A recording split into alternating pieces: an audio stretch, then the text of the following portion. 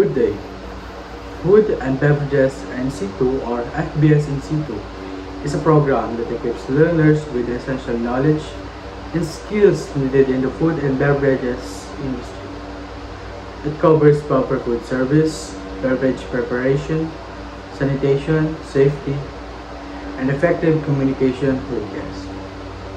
Through this training, I learned how to work efficiently, maintain cleanliness, and follow the standard expected in a professional hospitality setting. If I am given the opportunity to work in a hotel or restaurant after completing FBS and C2, I will provide excellent service by treating every guest with respect, kindness, and professionalism. I will always greet them with a warm smile, listen to carefully to their needs, and respond politely and promptly. I will also make sure that the orders are accurate, their concerns are handled immediately, and that they feel comfortable and valued throughout their visit.